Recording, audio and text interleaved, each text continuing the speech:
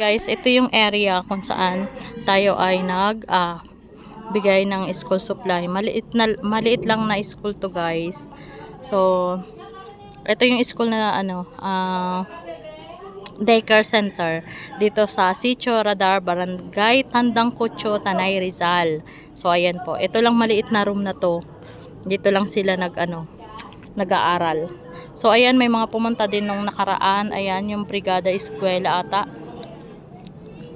Yan, parang tumulong ata silang gumawa ng bakod, yung mga riders Antipolo. So, shout out and thank you din doon sa riders ng Antipolo.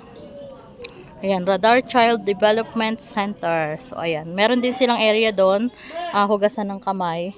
And then, ito na. Tapos, may CR sila doon. Maliit na CR. Ayun. So, malinis kahit simple lang yung school. Ayan.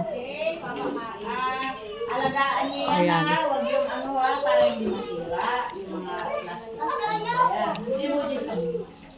Kumakain pang ating mga kids.